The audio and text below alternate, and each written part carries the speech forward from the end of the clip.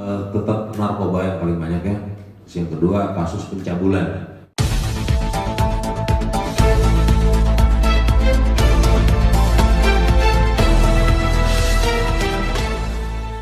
Tetap narkoba yang paling banyak ya.